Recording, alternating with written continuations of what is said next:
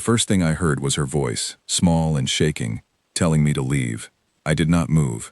I had heard worse orders from better people, and I had ignored all of them. My name is Ethan Grant. Before I stood in that hallway with my back against a burning door, I was a soldier from a small town nobody outside my homeworld had ever heard of. I fought in wars that no alien history book bothered to record, because to most of the galaxy, humans were a footnote, a strange, short-lived species that fought too hard for reasons nobody else understood. We did not have the biggest ships. We did not have the longest lives. What we had was a refusal to stop, and that refusal was the reason I was standing in a palace on a world I could not pronounce, guarding a queen who did not trust me. It began 3 months earlier, on a transport ship gliding through empty space toward the Ixari homeworld. I remember pressing my hand against the cold window and watching the stars blur past, thinking about how strange my life had become. A year before that flight, I had been sitting in a small apartment on Earth, unemployed, tired, and certain that my fighting days were behind me. Then a message arrived from an agency I had never heard of, offering a contract that paid more money than I had seen in a decade. The job was simple on paper: protect a member of alien royalty during a period of political tension. The truth, as I would learn, was far from simple. Humans had only been part of the wider galactic community for a few decades by then, ever since First Contact turned into something the history books called the Contact Wars. I never liked that name. It sounded like something clean and organized, like two governments arguing over borders. What actually happened was messier and uglier. Several alien powers tested humanity, thinking we were an easy target, a young species, still fighting itself, still finding its footing among the stars. They learned quickly that testing humanity was a mistake nobody wanted to repeat. We did not have superior technology. We had something else. A stubbornness that made every battle against us cost more than it was worth. Word spread across 100 systems, passed between species who had never met a human directly. They said humans do not know when to surrender. They said if you corner one, you had better be ready to fight until there is nothing left of either of you. That reputation followed me everywhere I went after the wars ended. Alien nobles wanted human guards not because we were the strongest fighters in the galaxy, though we were certainly capable, but because we were the most reliable. A human guard would not abandon a post out of fear. A human guard would not accept a bribe to look away. There was something almost sacred about the way other species spoke of human loyalty, as if it were a rare mineral instead of a simple trait we considered ordinary. I did not think of myself as special. I thought of myself as tired, and in need of work, and curious about a galaxy I had only seen through screens and reports. So I signed the contract, and 3 weeks later, I stepped off a transport ship onto the crystalline landing pad of the Ixari Palace, wearing a uniform that did not quite fit, and carrying a duffel bag with everything I owned.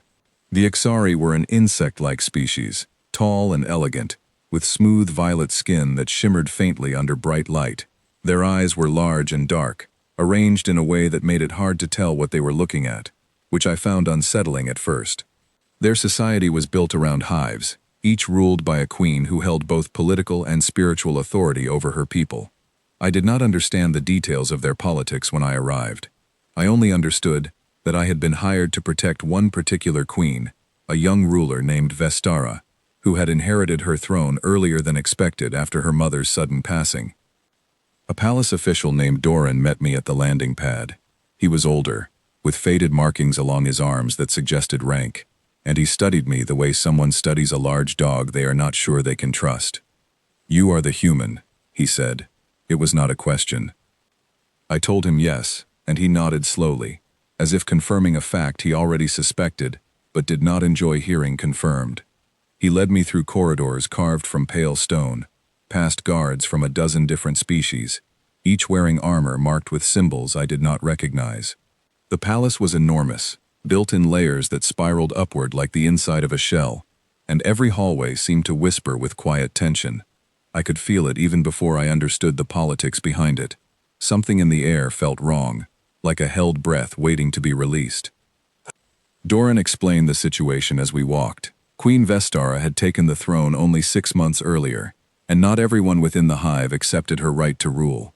Her mother had been beloved, strong, and unquestioned. Vestara was young, untested, and surrounded by advisors who did not fully trust her judgment. Several rival hive lords, distant relatives with ambitions of their own, had begun making quiet moves to weaken her position.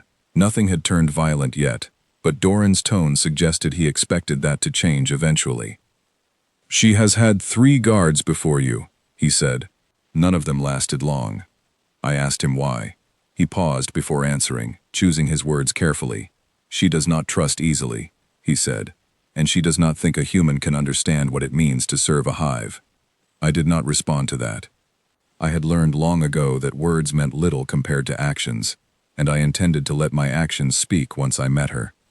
We reached a set of tall doors carved with images of insects in flight, wings spread wide against a background of stars.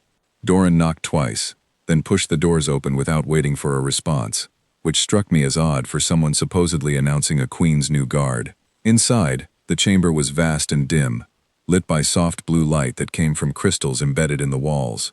Queen Vestara stood near a window overlooking the city below, her back to us, her posture straight and controlled in a way that reminded me of soldiers I had served with. She turned slowly when Doran announced my name. Her face was striking in a way I had not expected, sharp and elegant, with those same large dark eyes common to her species, though hers held an intensity that made me feel like she was reading every thought behind my expression. She wore robes of deep purple, embroidered with silver thread, that caught the light whenever she moved. She did not look impressed by what she saw. "Another human," she said, her voice cool and measured. Her translator device, worn as a small band around her throat, rendered her words into clear English, with only a slight metallic edge. "I was told the last 3 did not satisfy you either." I did not respond immediately. I had learned that silence often revealed more than words, and I wanted to see how she would react to someone who did not rush to please her. She studied me for a long moment, then asked what I intended to do differently. I told her the truth. I said I did not intend to do anything differently. I intended to do my job, and if that satisfied her, then good. If it did not, then she was welcome to send me away, and I would return home without complaint. Something flickered across her expression, something I could not quite name, perhaps surprise, perhaps mild amusement. She turned back toward the window without another word, and Doran gestured for me to follow him out, whispering that the audience was apparently over. That was the beginning, not a grand introduction, not a moment of instant trust, but a quiet, uncertain start between 2 people who did not yet understand each other. I did not know it then, but that cold first meeting would eventually lead to a night when she would beg me to run, and I would refuse. My quarters were located near her private chambers, a small room with a narrow bed, and a window that looked out over gardens filled with strange glowing plants. I spent my first evening there studying reports on the Ixari political structure, trying to understand the threats I would need to watch for. The rival hive lords were named in the documents, though the reports gave little detail about their intentions. One name appeared more often than the others. Kessoran, a hive lord from a neighboring territory, related to Vestara through a distant branch of the family line, known for his ambition and his skill at building alliances among discontented nobles. I did not think much of the name that first night. I had no way of knowing that Kessoran would eventually become the reason I stood in a burning hallway, refusing to leave a queen who ordered me to save myself. The following days passed slowly. I took up my post outside Vestara's chambers, learning the rhythms of palace life, memorizing the faces of servants and officials who passed through the halls each day. Vestara barely acknowledged my presence during that first week. She would walk past me on her way to meetings, her expression distant, and I would fall into step a respectful distance behind her, saying nothing unless spoken to. I did not push for conversation. I understood that trust between guard and charge was something built slowly, through consistency rather than words. It was during the second week that I first saw a crack in her cold exterior. She had been summoned to a meeting with the Palace Council, a group of elder Ixari who advised her on matters of governance. I stood near the door as always, watching the room without appearing to watch it, a skill I had developed over years of service. The council members spoke sharply that day, questioning her decisions regarding trade agreements with a neighboring system. One elder, a stern figure named Thesic, raised his voice in a way that bordered on disrespect, suggesting that her mother would never have made such a foolish arrangement. I watched Vestara's hands tighten around the arms of her chair, though her face remained composed. She answered calmly, defending her decision with facts and reasoning that silenced most of the room, though Thesic continued to mutter under his breath even after the meeting ended. When she left the chamber, her steps were quicker than usual, and I noticed her hands were trembling slightly as she walked. I said nothing, simply matched her pace, staying close enough to offer protection without intruding on whatever she was feeling. When we reached her private chambers, she paused at the door and looked at me directly for the first time since our initial meeting. "Do you think I made the wrong choice?" she asked. I told her I did not know enough about her people's trade agreements to judge, but that I had noticed she answered every question the council raised with facts rather than emotion, which suggested she had thought the decision through carefully before making it. She studied me for a moment, then nodded once and disappeared into her chambers without another word. It was not much, but it was something, a small crack in the wall she had built between herself and every guard who had come before me. Over the following weeks, small moments like that continued to accumulate. She began asking my opinion on minor matters, testing my judgment the way one might test the strength of a bridge before crossing it. I answered honestly every time, even when my answers were not what she wanted to hear.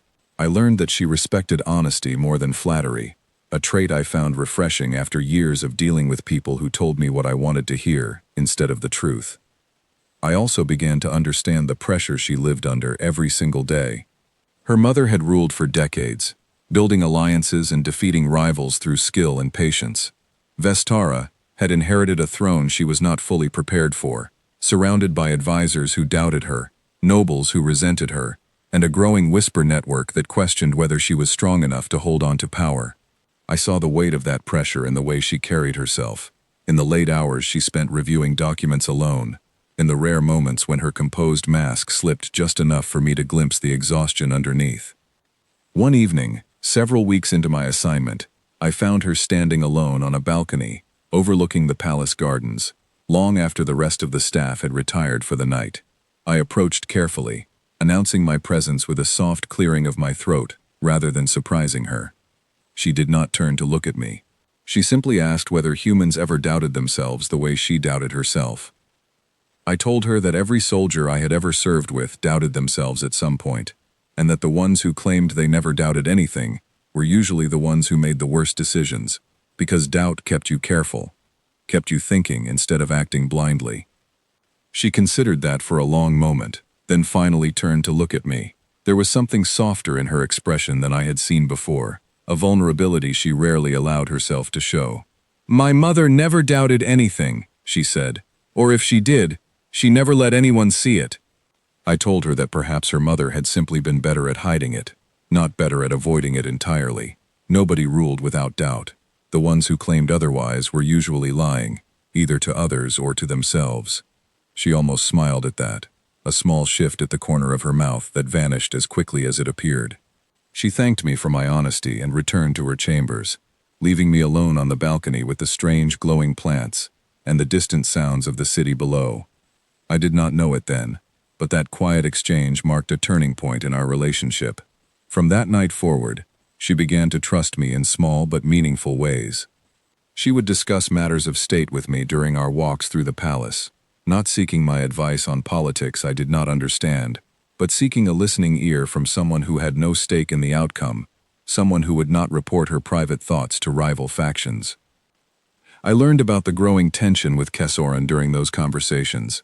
He had been quietly building support among the palace council, exploiting every mistake Vestara made, however small, and presenting himself as the stable, experienced alternative to her uncertain leadership. She spoke of him with a mixture of frustration and something close to fear, though she never used that word directly. I could hear it in the way her voice tightened whenever his name came up, the way her shoulders stiffened as if bracing for an attack that had not yet arrived. I asked her once why she did not simply remove him from his position of influence, given that she held the throne and the authority that came with it. She explained that Ixari politics did not work that way. Removing a hive lord without sufficient cause would be seen as an abuse of power, and it would only strengthen his support among nobles who already doubted her judgment. She had to be patient, had to wait for him to make a mistake she could use against him, or risk making herself look tyrannical and insecure. I did not fully understand the intricacies of her political situation, but I understood the underlying truth well enough. She was surrounded by people who wanted her to fail, and she had very few allies she could trust completely. I began to realize, during those quiet weeks of growing familiarity, that I had become one of those few allies, whether either of us had intended it or not. The palace itself seemed to sense the tension building beneath its surface.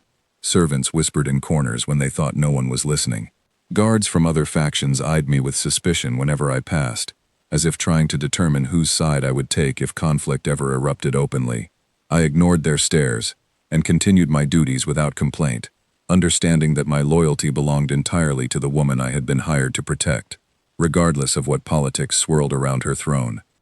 One afternoon, I accompanied Vestara to a diplomatic gathering held in the palace's Grand Hall, an event meant to showcase unity among the various hive lords and demonstrate stability to visiting dignitaries from other systems. I stood near the entrance, watching the crowd with careful attention, cataloging faces and postures the way I had been trained to do. Kessorin arrived partway through the event, tall and imposing, his violet skin marked with intricate patterns that signified his rank and lineage. He approached Vestara with practiced charm, bowing slightly and offering pleasant words that did not match the calculating look in his eyes. I watched their interaction from a respectful distance, noting the way his gaze occasionally drifted toward me, sizing me up the way a predator might size up an unfamiliar obstacle. When their conversation ended and he moved on to speak with other guests, Vestara glanced in my direction, her expression unreadable to anyone who did not know her as well as I had come to know her by then. I gave her a small nod, a silent reassurance that I remained alert and ready, and she returned the gesture before continuing her rounds through the gathering. That evening, after the guests had departed and the palace had settled into its nighttime quiet, Vestara asked me to walk with her through the gardens, rather than returning directly to her chambers. I agreed without hesitation, and we walked in comfortable silence for a while, surrounded by the soft glow of alien plants and the distant hum of the city beyond the palace walls. She finally broke the silence, asking whether I had noticed how Kessorin looked at me during the gathering. I told her I had, and that I did not particularly care how he looked at me, so long as he did not act on whatever thoughts lay behind that gaze. She laughed softly at that, a genuine sound that seemed to surprise even her. It was the first time I had heard her laugh since my arrival, and something about the sound settled a quiet certainty in my chest. Whatever happened next, whatever storm was building on the horizon of her reign, I intended to stand beside her through all of it. Not because my contract required it, though it did, but because somewhere during those quiet weeks of walks and honest conversations, I had come to genuinely respect the woman behind the crown. I did not know that night how soon that resolve would be tested, or how far I would eventually have to go to honor it. The gardens were peaceful, the air was calm, and for a brief moment, the looming threat of Kessorin and his ambitions felt distant and manageable. That peace, I would soon learn, was more fragile than either of us understood. As we returned to the palace that night, I noticed a figure watching us from a shadowed archway near the eastern wing, a guard wearing colors I did not recognize as belonging to the palace staff. By the time I turned to get a better look, the figure had vanished into the darkness, leaving me with an uneasy feeling I could not quite shake. I said nothing to Vestara, not wanting to alarm her without cause, but I made a mental note to report the sighting to Doran the following morning and to double my vigilance during the nights ahead. I did not sleep well that night, my mind turning over the possibilities of who that figure might have been and what they might have wanted. Looking back now, I understand that the quiet weeks of growing trust between Vestara and myself were the calm before a storm that had been building long before my arrival, a storm fueled by ambition, resentment, and a hunger for power that would not be satisfied until either Vestara's throne or her life had been taken from her. I had no way of knowing, as I finally drifted into uneasy sleep that night, that the shadowed figure in the archway was only the first sign of a conspiracy that would soon force me to prove, in the most extreme way possible, exactly what a human guard was willing to do to protect the person they had sworn to defend. The morning after I saw the shadowed figure near the eastern wing, I reported the sighting to Doran during our usual briefing. He listened carefully, his expression darkening as I described the guard's unfamiliar colors. though he claimed he could not immediately identify which faction they belonged to. He promised to investigate quietly, without alerting the wider palace staff, and asked me to increase my vigilance during the coming days. I agreed, though the vague nature of his response left me uneasy. In an organization as layered and political as the Ixari Palace, I had learned that even trusted officials sometimes withheld information they considered too sensitive to share openly.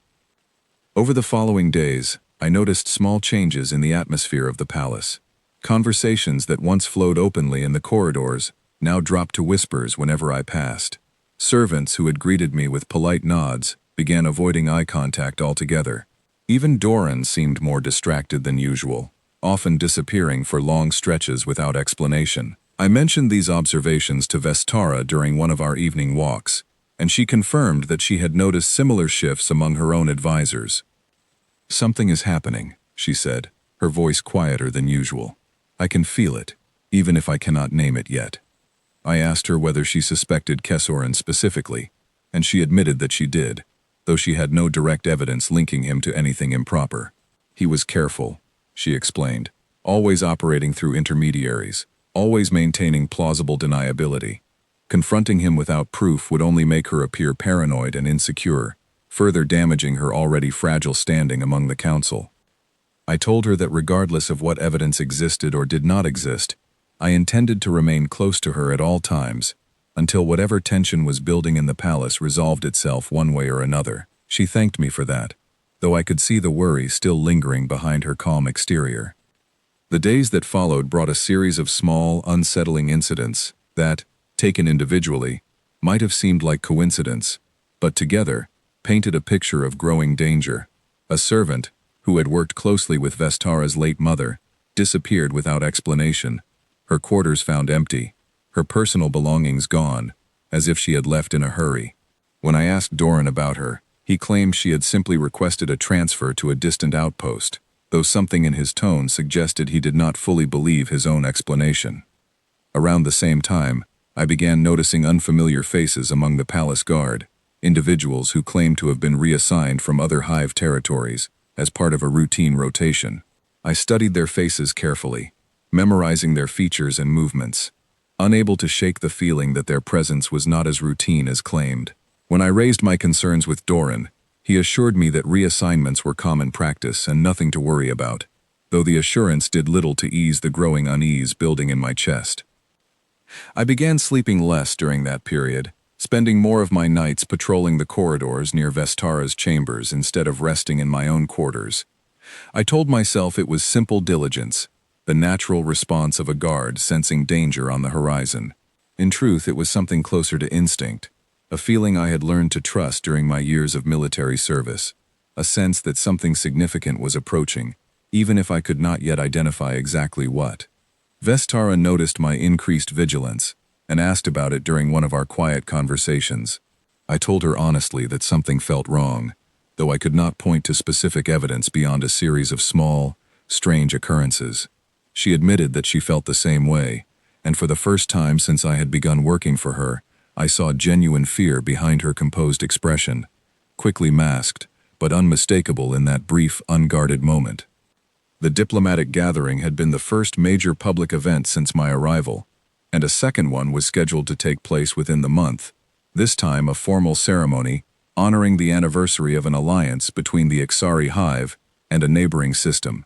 Vestara explained that attendance was mandatory for all major hive lords, including Kessoran, and that the event would take place within the Grand Hall, a space large enough to accommodate hundreds of guests, along with their personal guards and attendants.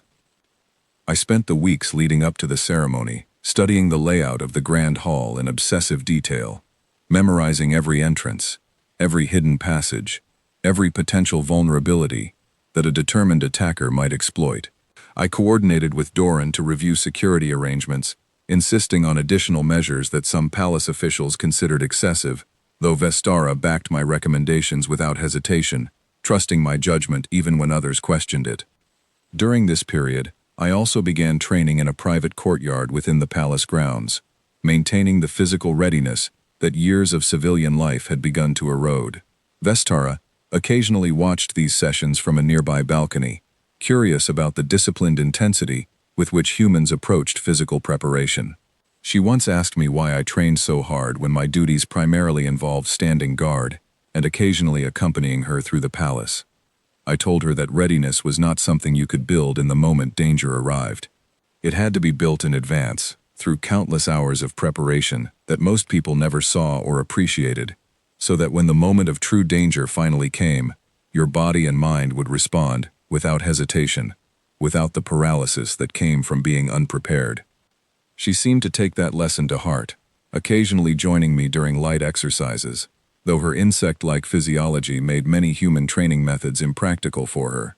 Still, the shared time became another quiet thread strengthening the bond between us, a bond built not on grand gestures, but on countless small moments of honesty, consistency, and mutual respect. As the ceremony approached, the unsettling incidents around the palace continued to accumulate. I discovered, during a routine patrol, a small transmission device hidden within a decorative fixture near Vestara's private study, clearly placed there to monitor her conversations. I removed the device carefully, preserving it as evidence, and brought it directly to Doran, insisting on a full investigation. He examined the device with visible concern, admitting for the first time that the situation appeared more serious than he had previously acknowledged. We traced the device to a specific manufacturer known to supply surveillance equipment primarily to merchant guilds operating within Kesseran's territory, though the connection remained circumstantial, not enough to justify open accusations against a hive lord of his standing. Still, the discovery confirmed what both Vestara and I had already suspected. Someone was actively working against her, gathering information, watching her movements, preparing for something neither of us could yet fully define. I intensified my precautions in the days that followed, arranging for Doran to assign additional trusted guards to patrol the perimeter of Vestara's private wing, while I remained close to her at all times, rarely leaving her side even during routine activities that had once seemed entirely safe. She began to lean on my presence more heavily during that period, and I found myself settling into a role that extended beyond simple physical protection. I had become, in many ways, one of her few genuine confidants within a palace filled with uncertain loyalties.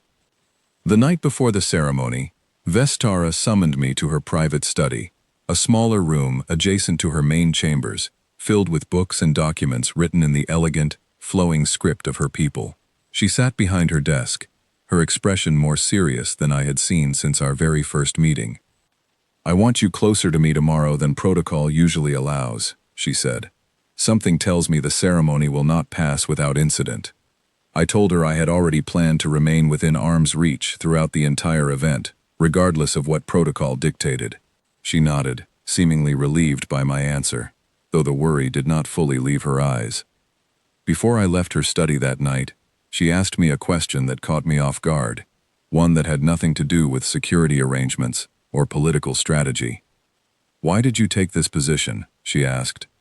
"You could have stayed on your own world, lived a quieter life, avoided all of this." I considered the question carefully before answering. I told her that after the wars ended, I had struggled to find purpose in a life without conflict, without something meaningful to protect. When the offer came to serve as her guard, I had taken it partly for the money, yes, but also because some part of me needed a reason to keep moving forward, a person or cause worth dedicating myself to fully. Over the past months, protecting her had become that reason, not because of the contract, but because I had come to genuinely respect who she was and what she was trying to become as a ruler.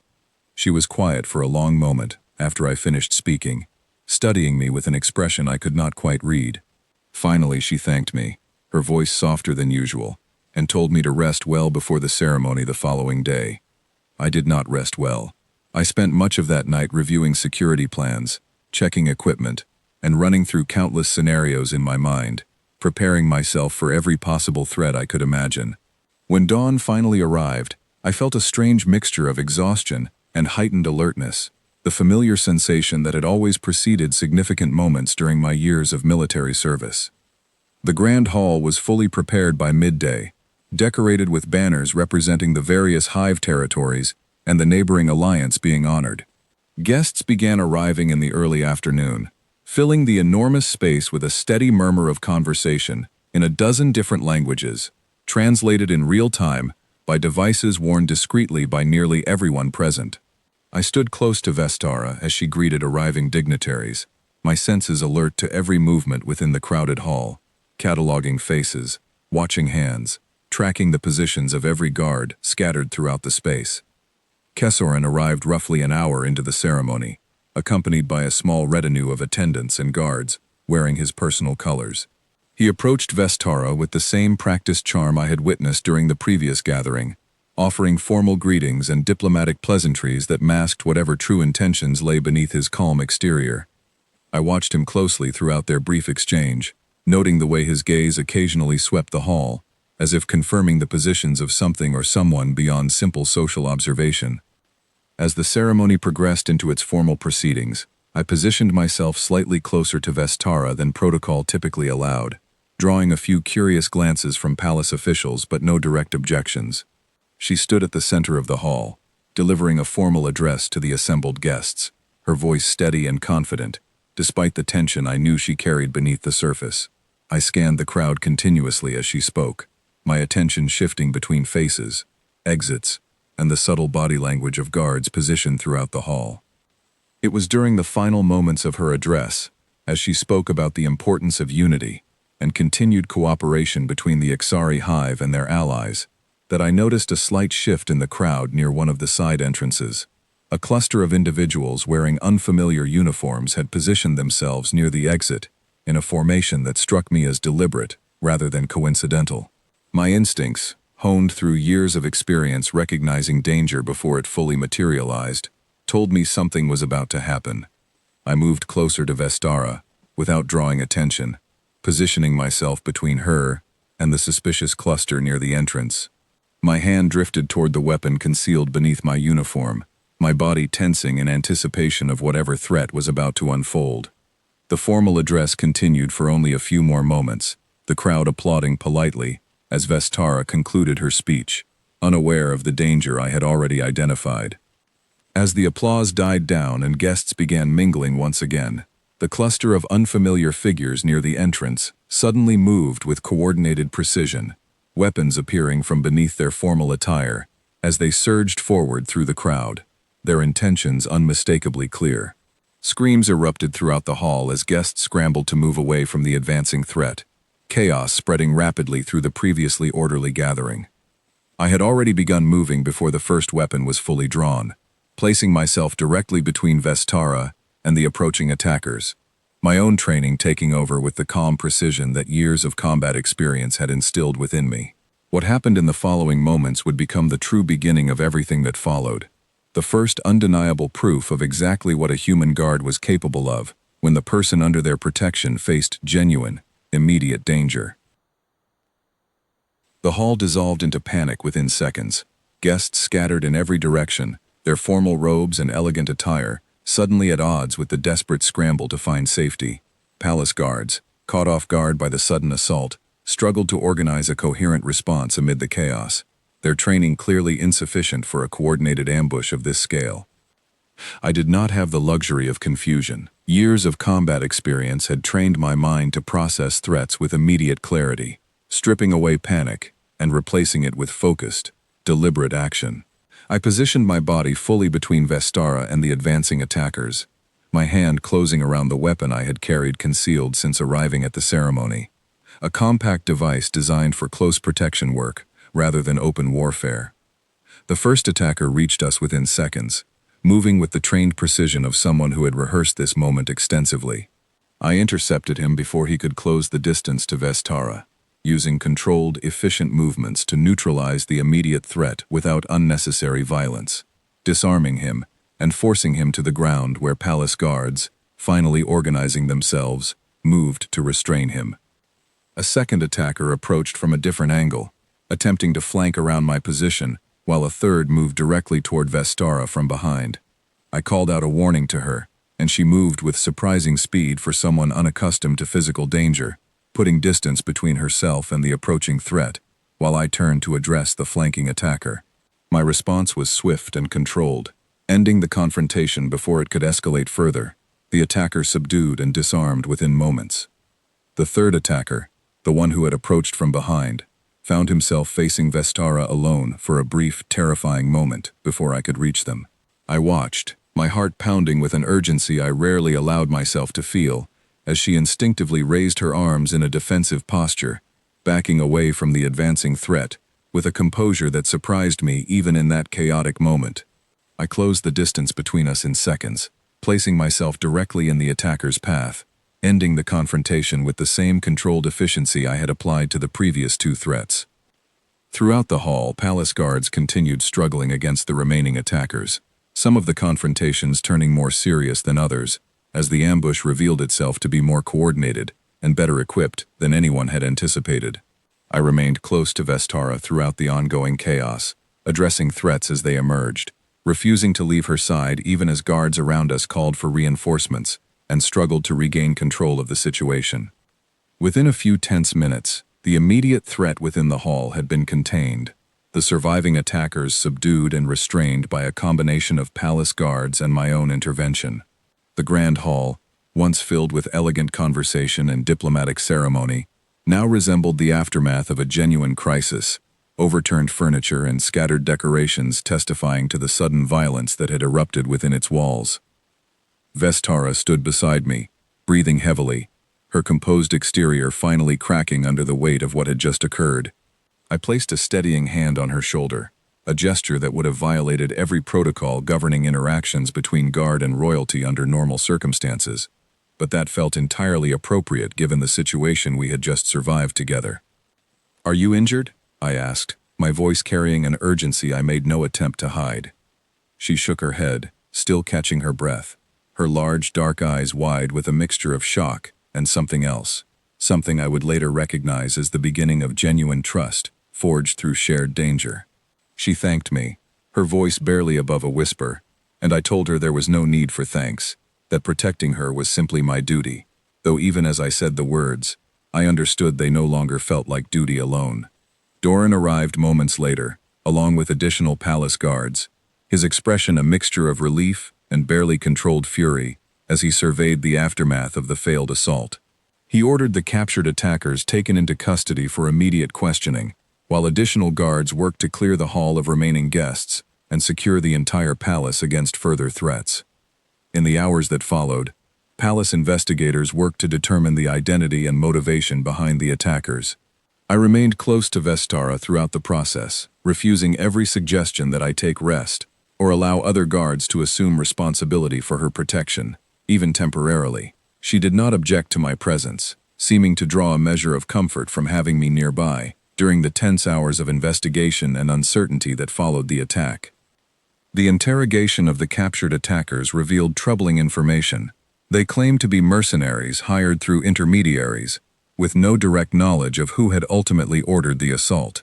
The payment trail, when investigators finally traced it, led through several layers of shell transactions before disappearing into accounts that could not be immediately linked to any specific hive lord, though the sophistication of the operation strongly suggested resources and planning beyond what a minor faction could easily arrange.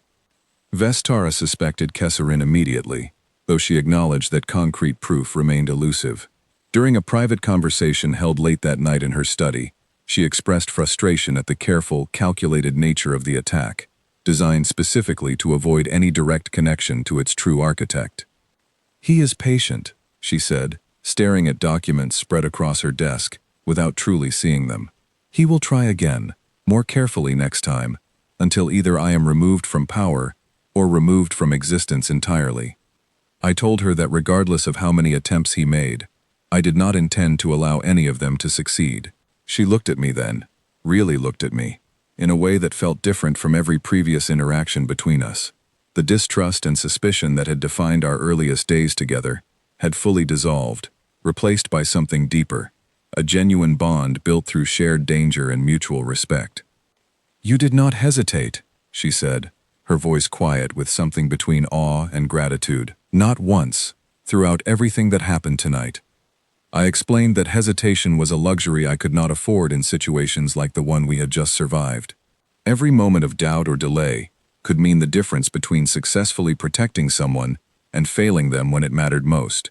I had trained myself, over years of service, to eliminate that hesitation entirely, to act with immediate, decisive clarity whenever genuine danger presented itself. She considered my words for a long moment before speaking again. "I understand now," she said, "why the galaxy speaks of humans the way it does. It is not simply that you fight well. It is that you commit fully to whatever you have decided to protect, without reservation, without calculation, without weighing whether the cost might become too high." I told her that commitment without reservation was simply how humans approached the things and people we cared about most. It was not a calculated strategy, or a cultural trait we had deliberately cultivated. It was simply who we were, for better or worse, and the galaxy would have to accept that truth whether it found the trait admirable or unsettling. The days following the failed assassination attempt brought significant changes to palace security, along with a noticeable shift in how Vestara's advisors and council members regarded me. Where once they had viewed me with skepticism, questioning whether a human guard could truly understand the nuances of Ixari politics and protocol, they now approached me with a newfound respect bordering on deference, having witnessed firsthand exactly what I was capable of when genuine danger threatened the throne. Doran, in particular, seemed to have developed a genuine appreciation for my capabilities, seeking my input on security matters that he had previously handled entirely on his own. During one of our discussions regarding expanded protective measures for Vestara, he admitted that he had initially doubted the wisdom of hiring a human guard, having heard exaggerated stories about human recklessness and unpredictability from other palace officials who had encountered humans during diplomatic postings. "I have never seen anyone move the way you moved that night," he admitted. "Controlled, precise, without a moment of doubt. I understand now why species across the galaxy both respect and fear your kind." I told him that most humans were not soldiers, that the majority of my species lived peaceful lives entirely removed from combat and conflict. But those of us who had chosen that path, who had trained extensively and dedicated ourselves to protecting others, carried a level of commitment that some found difficult to fully comprehend until they witnessed it directly, as he had that night.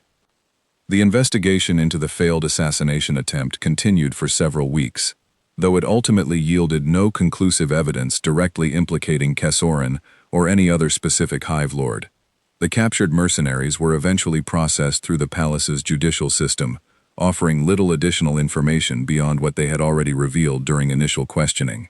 Vestara remained convinced of Kessoran's involvement, though she understood that without concrete proof, any direct accusation would only weaken her position further among a council already inclined to doubt her judgment. Despite the lack of definitive answers, the failed attack had a lasting impact on our relationship.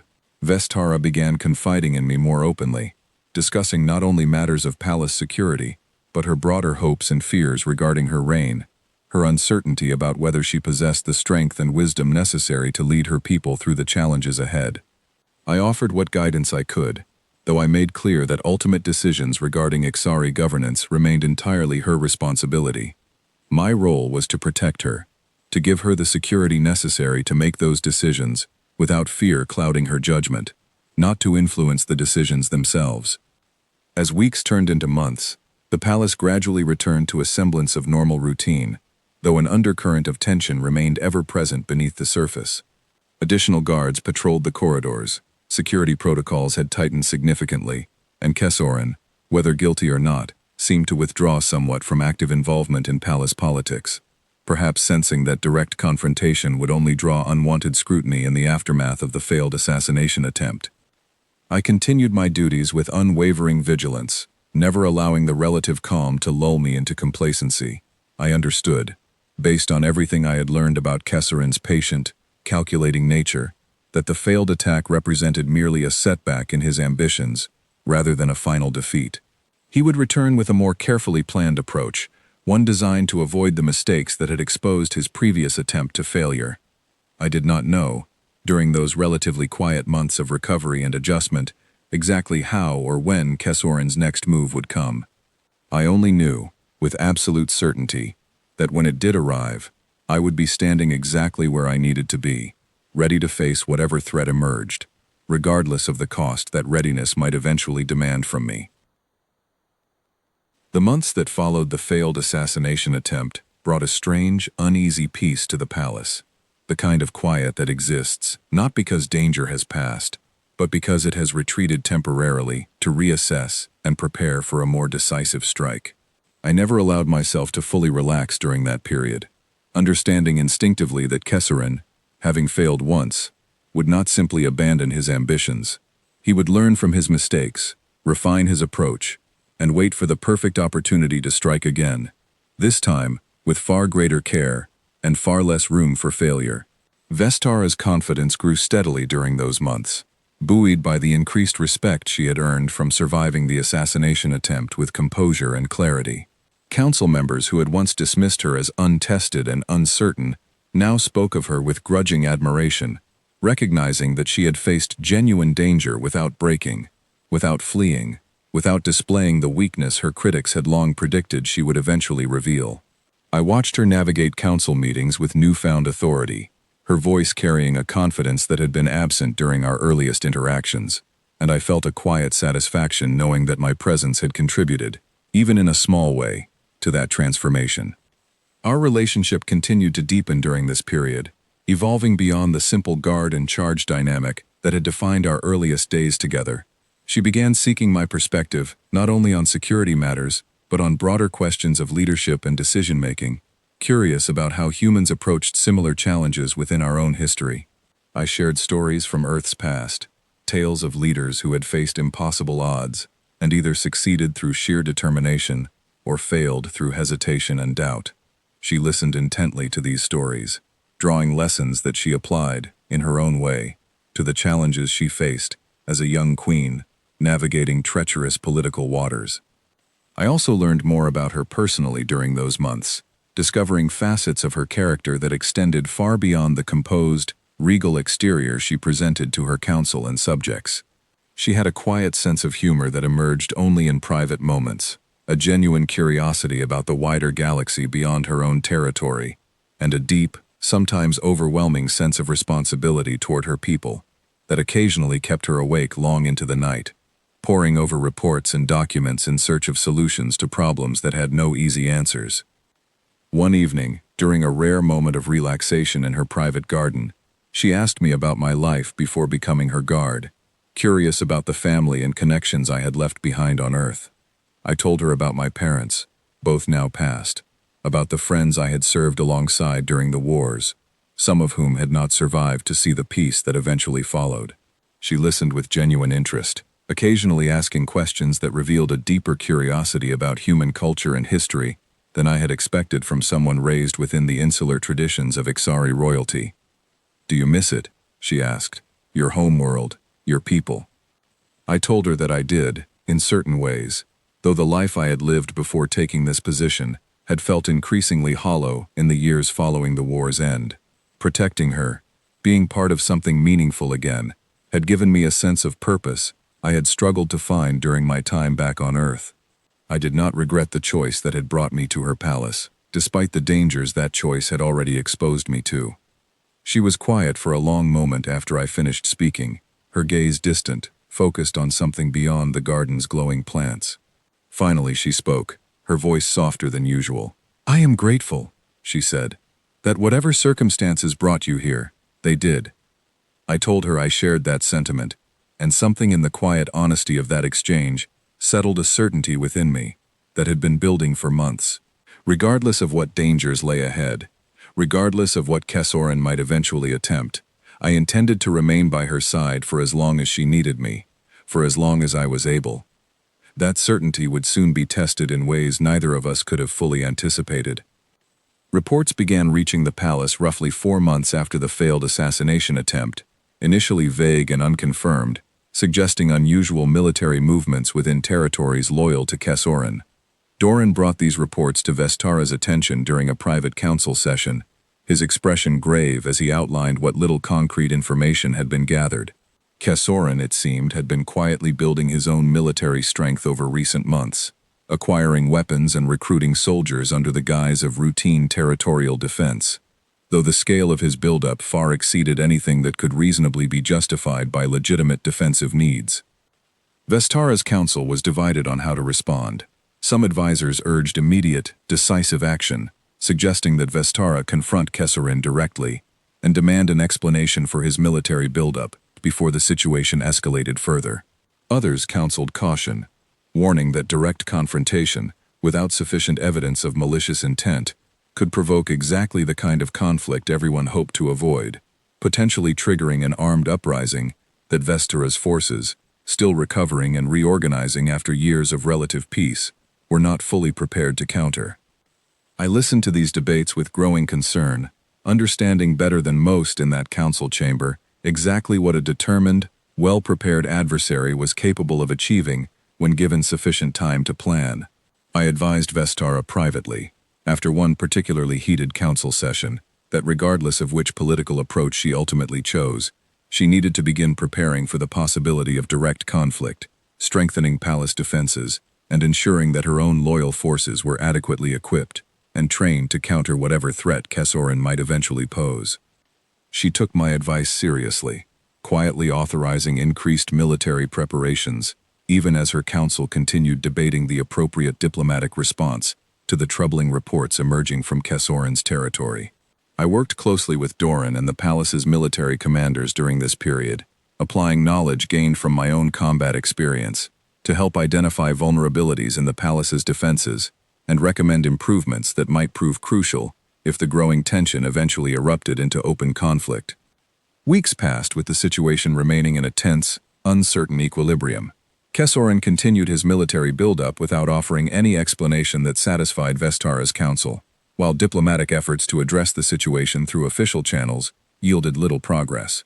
I could sense the tension building throughout the palace, a growing awareness among staff and guards alike that whatever confrontation lay ahead would likely determine the future of Vestara's reign, and perhaps her very survival.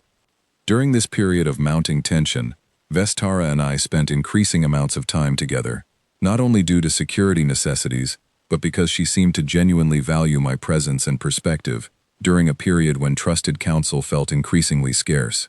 We developed a routine of late-evening conversations in her study, reviewing security reports together, discussing potential scenarios and appropriate responses, building a shared understanding of the challenges we faced that went beyond the simple guard-and-charge relationship that had defined our earliest interactions. It was during one of these late-evening conversations that she asked me a question that had clearly been weighing on her mind for some time. "If it comes to open conflict," she said, her voice carrying a rare note of vulnerability, "what will you do?" I told her the answer was simple and had never been in question. I would protect her, regardless of the scale or intensity of whatever conflict emerged, regardless of the personal cost that protection might eventually demand. I had made that commitment when I accepted this position, and nothing that had happened since had changed my resolve.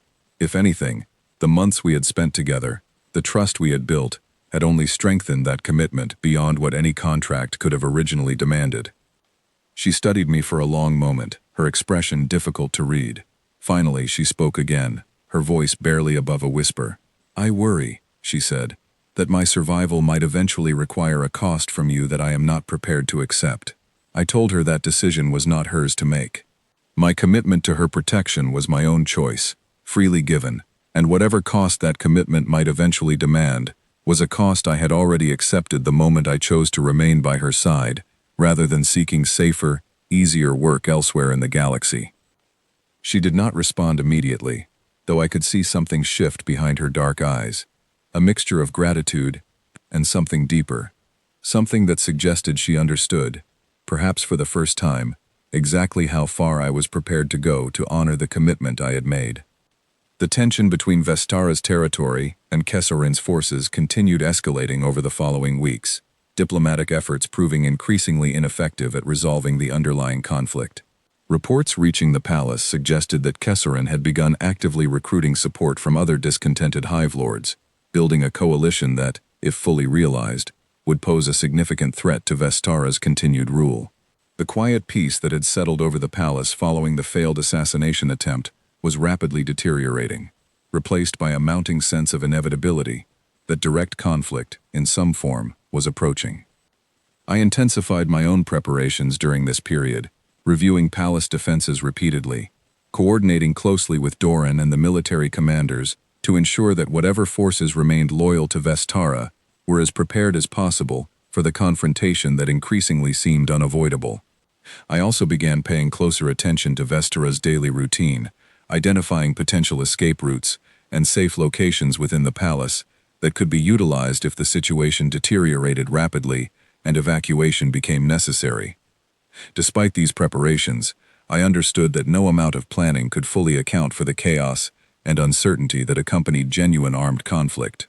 I had experienced that chaos firsthand during my years of military service, and I knew that when the moment of true crisis finally arrived, success or failure would ultimately depend not on carefully laid plans, but on the ability to adapt quickly, to make difficult decisions under extreme pressure, and to commit fully to protecting what mattered most, regardless of the personal risk involved. I did not know, as the weeks of mounting tension continued, exactly when or how the conflict with Kesserin would finally erupt into open confrontation. I only knew that when it did, I would be standing beside Vestara, ready to face whatever came, having already made peace with whatever sacrifice that readiness might eventually require. The night everything finally changed arrived without the dramatic warning I had half expected. It began, instead, with an unusually quiet evening, the kind of stillness that in hindsight felt like the held breath before a storm finally breaks. The attack began just after midnight, when most of the palace had settled into the quiet rhythms of sleep. I had been conducting a routine patrol near Vestara's private wing when the first alarms began sounding throughout the palace, a piercing, urgent tone that I had never heard triggered during my months of service. Within seconds, Doran's voice crackled through the emergency communication device I carried, his tone carrying an urgency that immediately confirmed my worst fears. Kessorin's forces have breached the outer perimeter, he said, his voice tight with barely controlled panic. This is not a small incursion. This is a full assault. I did not wait for further instructions. I moved immediately toward Vestara's chambers, my training taking over completely, stripping away any hesitation or uncertainty that might slow my response. I found her already awake, alerted by the same alarms that had summoned me, standing near her window and staring out at distant flashes of light that confirmed the battle had already begun somewhere beyond the palace walls. "We need to move," I told her, my voice calm despite the urgency of the situation. "There is a secure evacuation route that leads toward the eastern transport bay. If we move quickly, we can reach it before Kessorin's forces penetrate deeper into the palace." She nodded, her expression tense but controlled, and we moved quickly through the corridors, joined shortly by a small contingent of loyal guards that Doran had dispatched to reinforce our position. The sounds of distant fighting grew steadily louder as we made our way through the palace, the flashes of light beyond the windows intensifying, confirming that the battle raging outside was far larger and more intense than anyone had anticipated. We reached a central junction, roughly halfway to the eastern transport bay, when our path was suddenly blocked by a group of enemy soldiers who had somehow breached the palace's inner defenses far more quickly than our security assessments had predicted. The guards accompanying us engaged immediately, buying precious seconds as I pulled Vestara toward an alternate corridor, my mind racing through the palace layout I had spent months memorizing, searching for another route that might still lead us to safety. The alternate corridor led us deeper into an older section of the palace, narrow passages that had fallen out of regular use, but that I had explored extensively during my early weeks of service, anticipating exactly this kind of emergency. We moved quickly through the dim, unfamiliar space, the sounds of battle growing more distant behind us, though I knew the respite was likely temporary. We emerged into a small courtyard that connected to a service corridor leading toward the eastern wing, only to find our path blocked once again, this time by a larger contingent of enemy forces, who had clearly anticipated that survivors might attempt exactly this kind of evacuation route. I pulled Vestara back into the shadows of the corridor we had just exited, my mind working rapidly to identify an alternative path forward. It was during this brief, tense pause that Vestara turned to me, her expression a mixture of fear and desperate resolve that I had never seen from her before. "There is another route," she said, her voice barely above a whisper. "A hidden passage my mother showed me as a child, leading toward the palace's lower levels, and eventually to a maintenance tunnel that exits beyond the main walls. Few people know it exists." She led me toward a section of wall that appeared, at first glance, entirely solid and unremarkable. With practiced movements that suggested she had rehearsed this action many times as a child, though perhaps never expecting to actually need it. She triggered a hidden mechanism that revealed a narrow passage descending into darkness. We moved quickly into the passage, the wall sealing behind us, muffling the distant sounds of battle that had been growing steadily closer. The passage led us through a series of narrow, twisting corridors deep beneath the palace, the air growing cooler and staler as we descended further from the surface.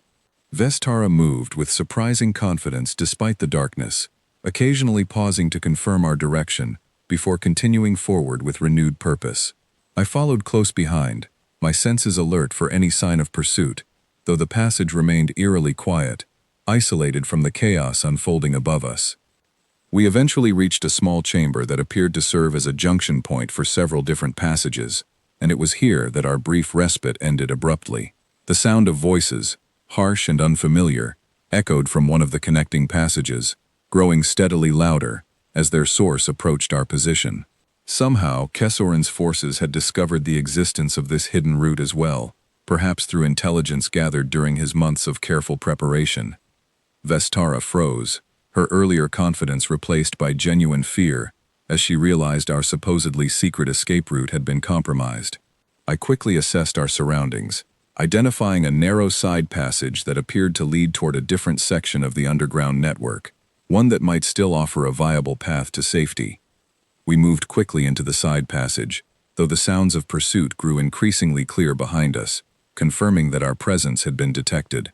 The passage led us through a series of increasingly cramped corridors, eventually opening into a larger chamber that appeared to have once served as a storage area, filled with old crates and equipment covered in years of accumulated dust.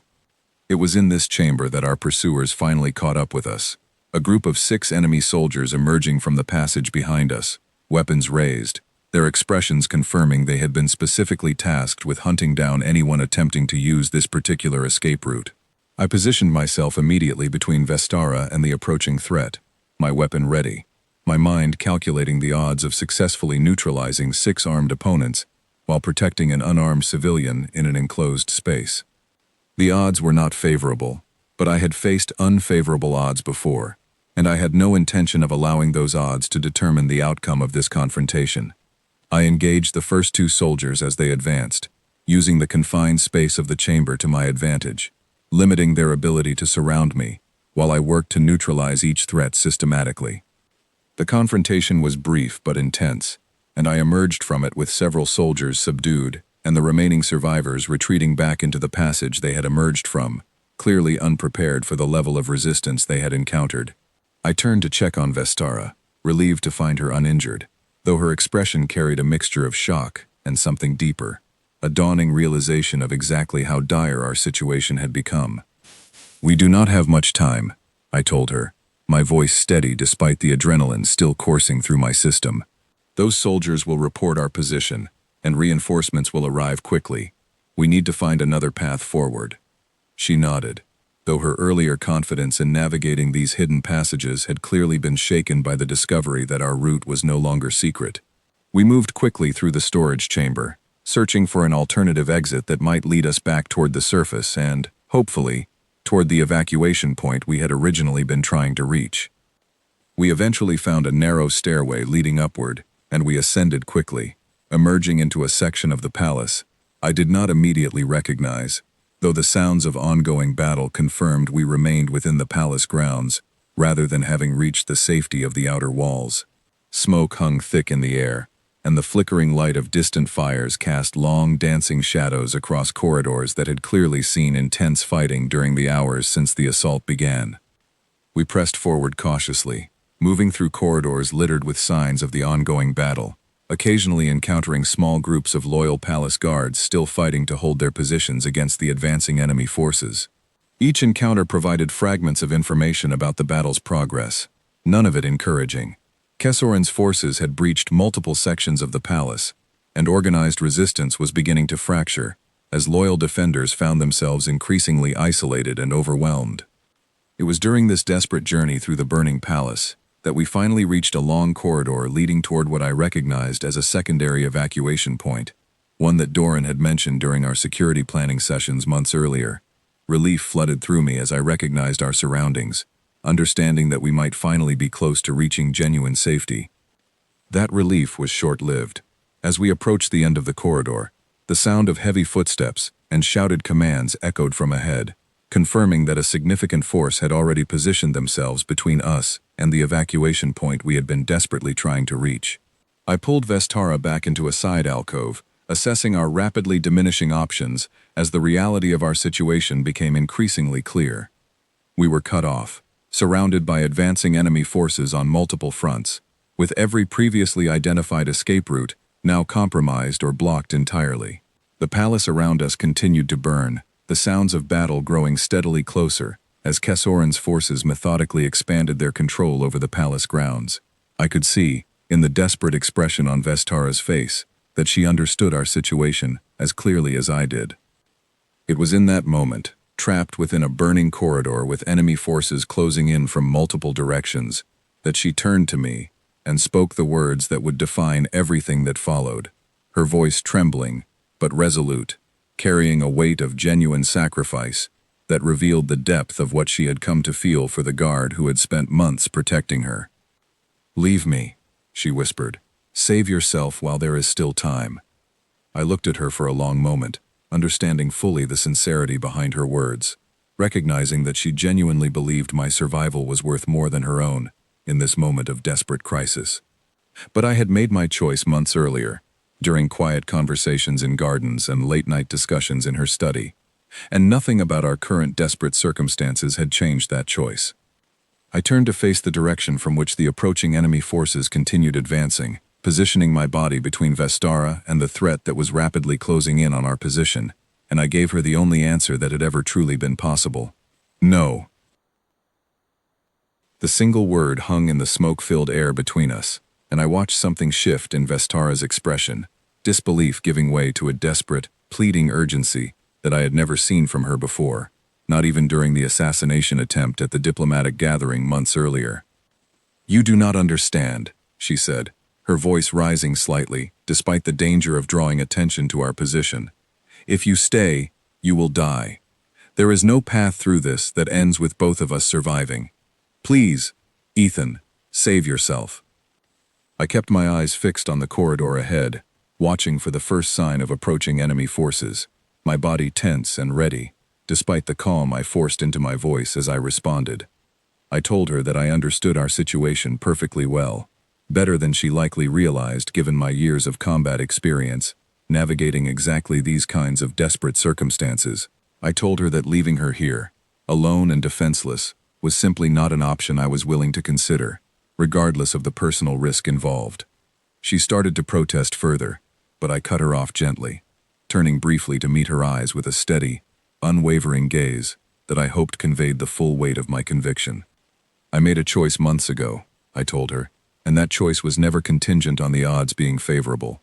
I am not leaving. That decision is final, and I need you to trust me enough to let me do what I came here to do." Something in my tone or expression finally seemed to reach her, and though fear remained evident in her eyes, the desperate pleading gradually gave way to a reluctant acceptance, though I could see it cost her greatly to stop arguing against a decision she genuinely believed would cost me my life. I quickly assessed our surroundings, searching for any tactical advantage that might improve our odds in the confrontation that was rapidly approaching. The corridor we occupied was narrow, flanked by thick stone walls that had survived whatever fires had swept through this section of the palace, with a slight bend roughly 20 meters ahead that would limit the enemy's ability to bring overwhelming numbers to bear simultaneously. It was not an ideal defensive position, but it was better than an open space, and it would have to serve our purposes.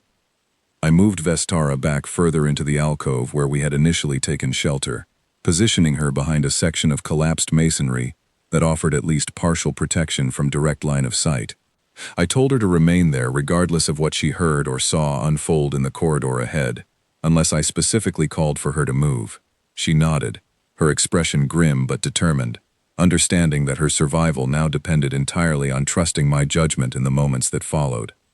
I checked my remaining equipment carefully, cataloging every resource available to me for the confrontation ahead.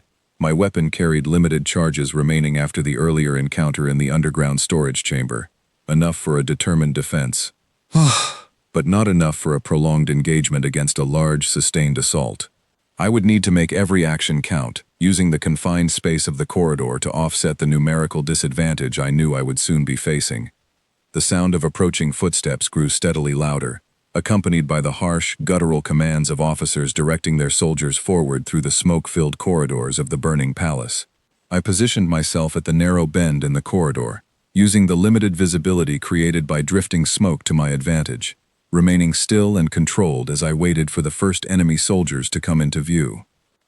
They emerged from the smoke in a loose formation, weapons raised, clearly expecting to encounter minimal resistance given the chaos that had already engulfed most of the palace's defensive forces. I allowed the first two soldiers to advance fully into the narrow section of corridor before engaging, using the element of surprise and the confined space to neutralize both threats before they could properly coordinate a response or call for immediate reinforcement. The soldiers following behind reacted with understandable shock at the sudden loss of their forward elements, hesitating for a crucial moment that I used to reposition myself, taking advantage of the corridor's architecture to limit how many opponents could engage me simultaneously. This hesitation would prove costly for them, as it allowed me to maintain the initiative throughout the early stages of what was rapidly becoming an extended confrontation. As more soldiers pressed forward, apparently under orders from officers unwilling to accept that a single defender could hold this position indefinitely, I settled into a rhythm of controlled, efficient defense, using every advantage the narrow corridor offered while conserving my limited remaining resources as carefully as possible. Each exchange brought me closer to exhaustion, both physical and in terms of available equipment, but I refused to allow that mounting fatigue to compromise the precision and control that had defined my approach since the confrontation began. Word of the unexpected resistance apparently spread quickly among the attacking forces, because within minutes, the trickle of soldiers advancing through the corridor became a more organized, deliberate assault, officers clearly recognizing that a significant obstacle stood between their forces and whatever objective lay beyond my position. I could hear, through the chaos of ongoing combat, shouted commands suggesting that additional reinforcements were being redirected specifically to address the unexpected delay I represented. Behind me, I heard Vestara's sharp intake of breath as the sounds of battle intensified, though she remained in the position I had instructed, trusting my judgment despite the clearly escalating danger.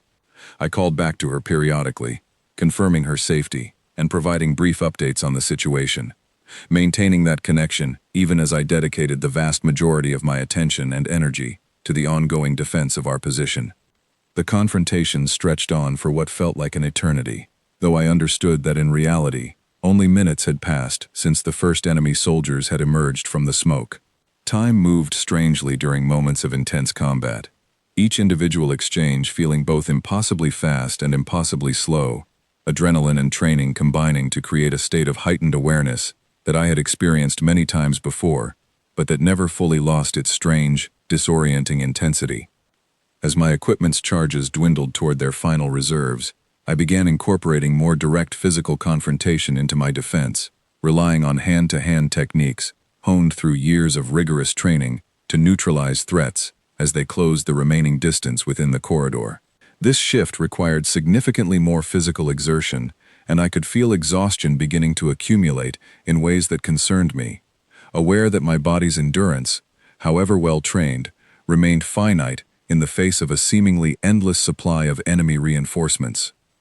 It was during this increasingly physical phase of the confrontation that I first heard something beyond the immediate sounds of battle within our corridor, a distant but distinct pattern of noise that suggested activity elsewhere within the palace grounds, something that did not quite match the chaotic sounds of Kessorin's ongoing assault. I could not immediately identify what this new sound represented, but some instinct, honed through years of combat experience, suggested it might carry significance beyond simple background noise. I did not have the luxury of dwelling on this uncertain observation, as another wave of enemy soldiers pressed forward through the smoke, forcing my full attention back to the immediate threat directly before me. I continued my defense with the same controlled precision that had carried me through the confrontation thus far, though I could feel my reserves of strength and stamina steadily diminishing with each passing exchange. Behind me, Vestara called out something I could not fully process amid the chaos of ongoing combat, her voice carrying a note of alarm that suggested she had noticed something significant. I risked a brief glance in her direction between exchanges, catching sight of her pointing toward a section of the corridor behind our position, an area I had not been actively monitoring, given my full focus on the threats advancing from ahead. The realization hit me with sudden, cold clarity. Kesseran's forces had found another route, one that would allow them to flank our position entirely, rendering the defensive advantage I had been relying upon completely irrelevant. I was now facing the very real possibility of enemy forces converging on our position from multiple directions simultaneously, a scenario that would make our current situation, already precarious, potentially impossible to survive. I made a rapid decision, moving quickly to reposition myself in a way that would allow me to address threats from both directions, though I understood clearly that this adjustment would significantly compromise my ability to hold either position with the same effectiveness I had maintained thus far. It was, in many ways, the moment when our desperate situation transitioned from difficult but manageable to something approaching truly impossible odds. I would soon learn, in the moments that followed, exactly how far I was prepared to push myself when faced with those impossible odds, and exactly what price I was willing to pay to honor the commitment I had made to the woman standing behind me, trusting me completely despite understanding, perhaps better than I did in that chaotic moment, exactly how unlikely our survival had become. The flanking threat materialized within moments, enemy soldiers emerging from a side passage I had not fully secured, their sudden appearance forcing me into an increasingly difficult defensive posture that required constant repositioning to address threats approaching from multiple directions simultaneously. I felt my carefully controlled rhythm from earlier in the confrontation beginning to fracture under the pressure of this expanded assault, though I refused to allow that pressure to translate into panic or hesitation. I called back to Vestara, instructing her to move deeper into the alcove, putting as much distance as possible between herself and both approaching threats, while I worked to establish some semblance of a defensible position that could address danger from multiple angles. She complied immediately, her trust in my judgment remaining absolute despite the clearly deteriorating nature of our situation. The physical toll of sustained combat had begun accumulating significantly by this point, my muscles burning with exhaustion, my breathing labored, despite years of conditioning that had prepared me for exactly this kind of extended, demanding confrontation. I drew on reserves of determination that went beyond simple physical training, a deeper wellspring of resolve rooted in the months of trust and connection I had built with the woman I was fighting to protect. Every soldier I faced in those increasingly desperate minutes represented another small victory in an overall battle that still seemed likely, by any reasonable calculation, to end in our eventual defeat. But I had long ago learned that reasonable calculations did not always account for the full measure of human determination, for the way that commitment to protecting someone genuinely valued could push a person far beyond what seemed physically or tactically possible under normal circumstances. The enemy soldiers, initially confident in their overwhelming numerical advantage, began showing signs of genuine hesitation as the confrontation stretched onward, their casualties mounting steadily, while I somehow continued to hold my ground, despite facing threats from multiple directions. I could hear their officers shouting increasingly urgent commands, frustration evident in their tone as their soldiers struggled to overcome a single, seemingly inexhaustible defender standing between them and their objective. It was during this brutal stretch of sustained combat that I first began to understand, in a visceral rather than purely intellectual way, exactly why the wider galaxy had come to regard humans with a mixture of respect and genuine apprehension following our species' entry into galactic affairs. It was not simply our willingness to fight that unsettled other species.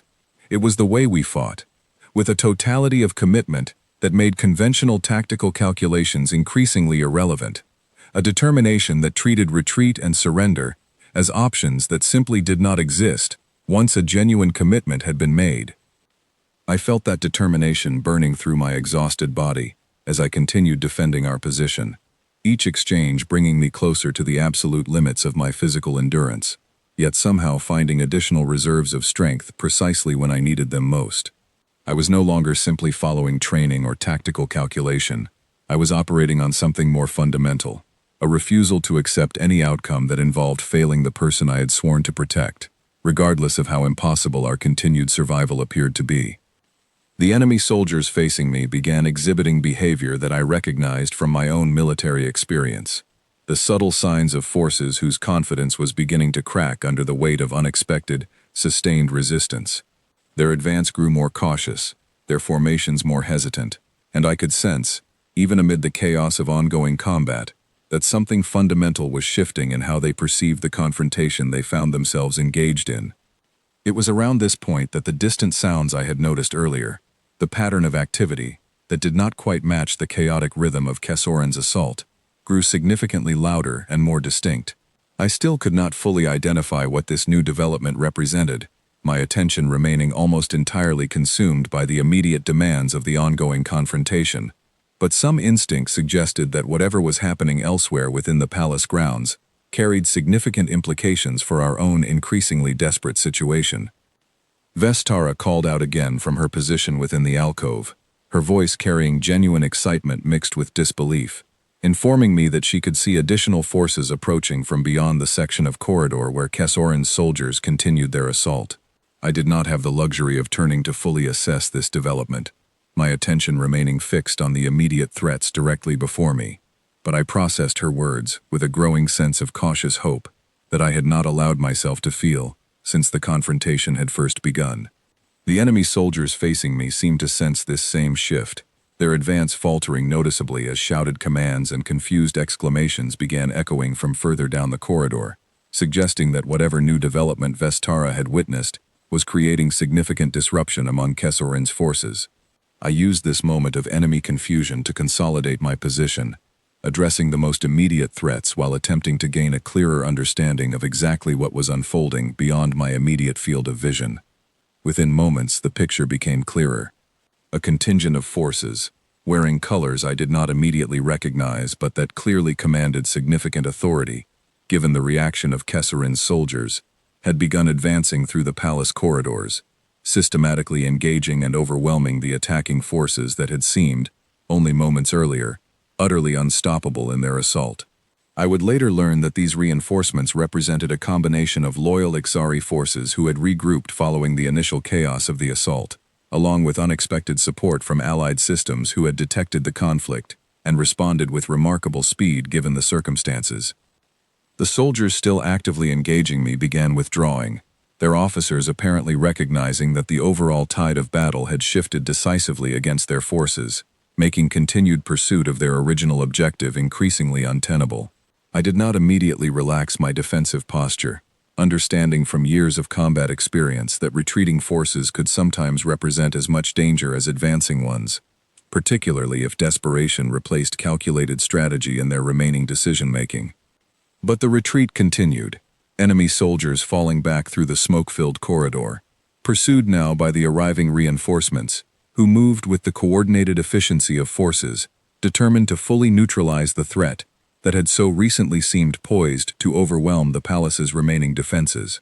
I finally allowed myself a moment to lower my guard slightly, my exhausted body registering the full weight of what I had just endured now that the immediate danger had begun to recede. I turned quickly to check on Vestara, finding her emerging cautiously from the alcove where she had remained throughout the entire confrontation, her expression a complex mixture of relief, exhaustion, and something deeper that I could not fully identify in that chaotic moment. She approached me carefully, her eyes taking in what I imagine must have been a fairly severe toll that the sustained combat had exacted on my body and equipment. "You held them," she said, her voice carrying a note of disbelief despite having witnessed the confrontation directly. "Against everything, you held them until help arrived." I told her that I had simply done what I had committed to doing months earlier. Nothing more, and nothing less. The arrival of reinforcements had certainly changed our fortunes significantly, but I made clear that my commitment to defending our position would have continued regardless of whether that help had arrived in time, regardless of how the confrontation might have ultimately concluded without that timely intervention. She reached out then, placing a hand gently on my arm, a gesture that carried significant weight given the formal distance that had once defined our relationship during those earliest weeks of my service. "I understand now," she said quietly, "exactly what it means to have someone commit themselves so completely to protecting another. I do not believe I will ever be able to adequately express what that commitment means to me. Our quiet moment was interrupted by the arrival of Doran, along with several officers from the reinforcing forces, all of them clearly relieved to find Vestara alive and relatively unharmed given the severity of the assault that had engulfed the palace throughout the preceding hours. Doran's expression, upon seeing the aftermath of the confrontation within our corridor, the evidence of the sustained combat I had endured to hold this position, carried a mixture of awe and profound gratitude that he did not attempt to hide. "We arrived as quickly as we could," he explained, his voice still carrying traces of the urgency that had defined the past several hours. Kessoran's assault caught us by surprise in its scale and coordination, but our forces regrouped and, combined with unexpected support from allied systems who detected the conflict, we were able to turn the tide before it was too late. I asked about the overall status of the battle, and Doran confirmed that Kessoran's forces were now in full retreat throughout the palace grounds, their assault having ultimately failed despite the initial success they had achieved in breaching our defenses. Kessoran himself, it seemed, had been captured during the fighting, his ambitions for the throne ending not in triumph, but in the ignominious collapse of a carefully planned assault that had ultimately failed to account for the depth of resistance he would encounter, both from Vestara's regrouped forces and from a single human guard who had refused to abandon his post, regardless of the odds arrayed against him. As the immediate crisis began resolving itself around us, medical personnel arrived to assess both Vestara and myself, confirming that despite the intensity of what we had endured, neither of us had suffered injuries requiring extensive treatment, beyond basic care for exhaustion and minor wounds accumulated during the confrontation. I accepted this assessment with quiet relief, understanding just how fortunate we had been given the scale of the threat we had faced. In the hours that followed, as palace staff worked to address the extensive damage caused by Kessoran's failed assault and to process the aftermath of what had nearly become a successful coup, word of what had happened in that burning corridor began spreading throughout the palace and, eventually, throughout the wider galactic community that maintained interest in Ixari political affairs. The story of a single human guard who had held an impossible position against overwhelming odds, refusing every opportunity to abandon his post, despite direct orders from the very queen he protected, became something that transcended simple palace gossip, eventually reaching the attention of diplomats, military officials, and curious observers throughout multiple systems. I did not seek out this attention, nor did I particularly welcome it when it arrived. I had done what I believed was simply my duty, elevated by genuine personal commitment to someone I had come to deeply respect and care for during our months together. But the story spread regardless of my own feelings about the attention, becoming yet another data point in the galaxy's ongoing, complicated understanding of exactly what humanity represented among the wider community of intelligent species. Vestara's position as queen, rather than being weakened by the assault as Kessoran had originally intended, emerged significantly strengthened in its aftermath. Her council, having witnessed both her own composure during the crisis and the extraordinary loyalty she inspired in those who served her, began treating her with a level of respect and confidence that had been notably absent during the uncertain early months of her reign. The rival factions who had once considered supporting Kessoran's ambitions found themselves reconsidering their positions entirely, understanding that Vestara possessed both the strength of character and the quality of allies necessary to successfully defend her throne against determined opposition. In the weeks following the failed coup, as the palace slowly returned to a functional, if forever changed, sense of normalcy, Vestara and I found time for one final conversation that would come to define the true meaning of everything we had experienced together. We sat together in the same garden, where we had shared so many quiet moments during the preceding months, the glowing plants casting their familiar soft light across a scene that felt both comfortingly familiar and permanently transformed by everything we had survived together.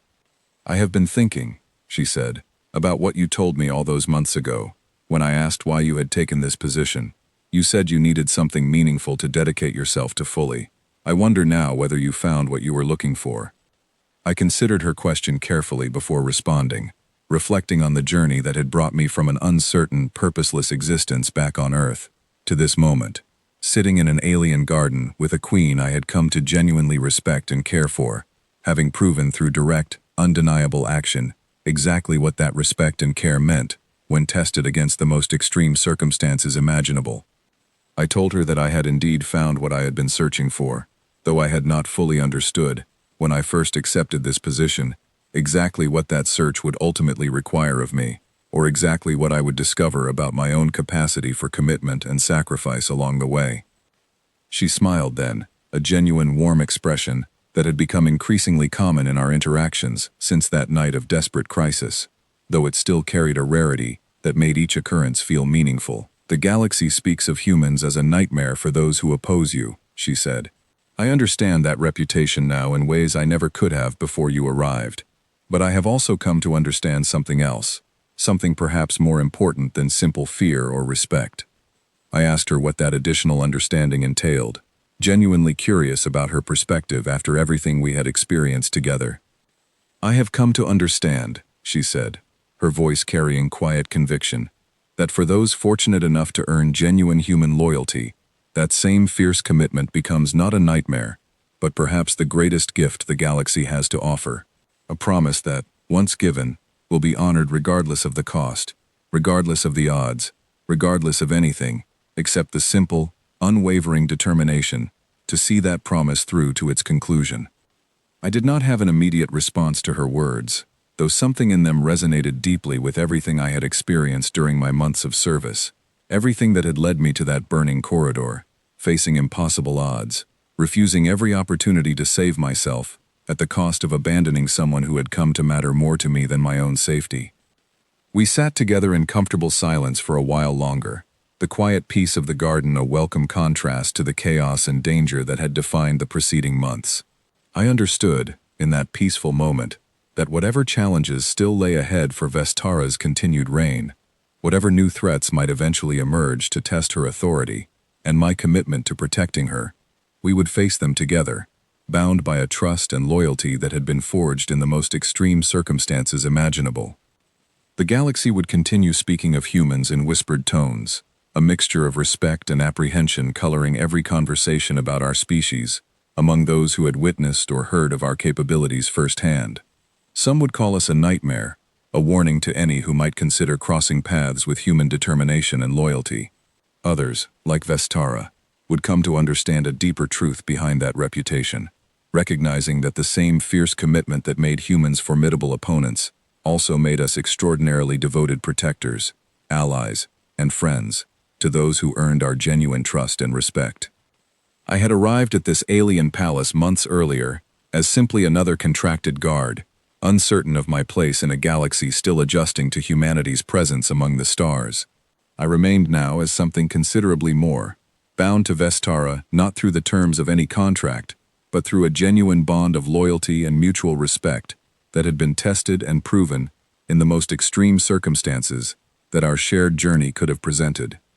Whatever the future held for Vestara's reign, for the wider Ixari hive, or for humanity's continued complicated integration into galactic society, I understood with absolute certainty that I would face it standing exactly where I belonged, beside the queen who had once whispered for me to leave her, and who now understood, perhaps better than anyone else in the galaxy, exactly why I never could.